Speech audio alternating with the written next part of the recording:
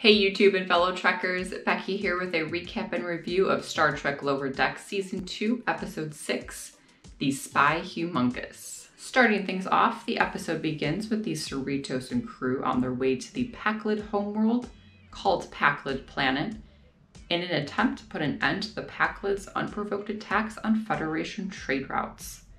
Captain Freeman and Lieutenant Shax beam down to the planet, where they meet with Ambassador Grubden, and I got a kick out of him calling Captain Freeman Captain Janeway. The situation turns from there, kinda escalating when Grubden accuses Freeman of taking one of their own, a prisoner named Ramdar.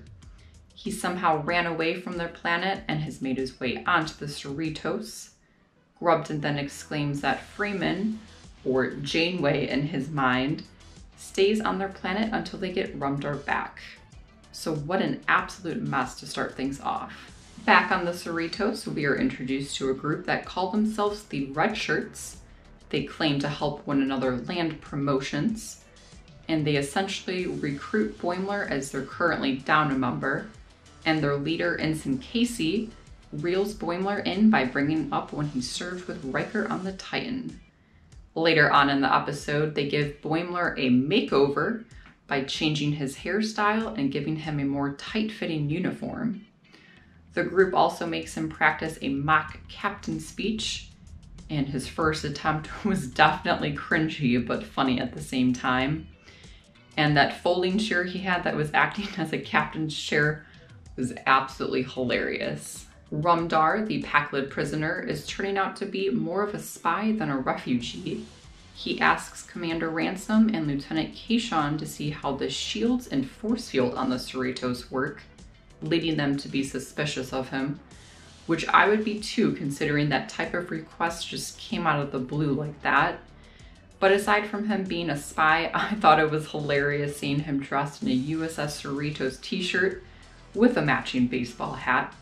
And later on in the episode, we do learn that the Pakleds are trying to smuggle a Veruvian bomb onto Earth. While performing their ACD, or Anomaly Consolidation duty of the bridge crew's research materials from their away missions, or as Mariner simply calls it, Trash Day, Rutherford accidentally drops and breaks a skull-type object, leading to a strange greenish-blue gas escaping and ends up making his body swell up, kind of like Veruca Salt and Willy Wonka, really.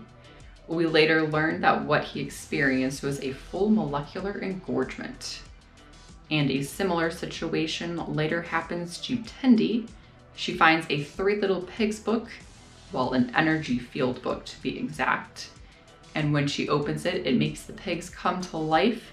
And while she's trying to wrangle them, she knocks over a glass jar with some type of gel in it, activating some type of slug creature that ends up swallowing her whole, but she eventually gets pooped out and is fine until she handles a glowing purple cube, which is an Ataxian mood shifter, as Boimler states, that turns her into a giant scorpion.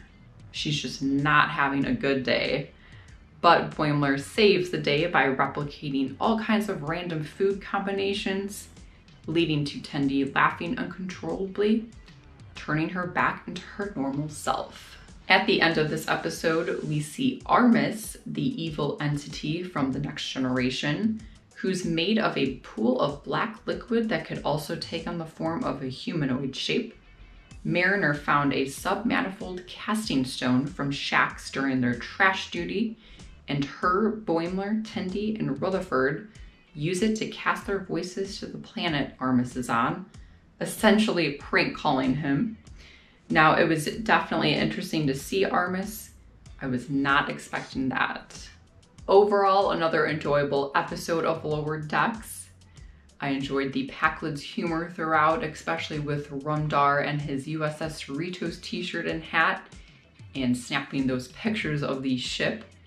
But that's going to wrap things up for this recap and review of Star Trek Lower Decks Season 2, Episode 6. As always, thank you for watching. Please consider liking and subscribing, and to live long and prosper.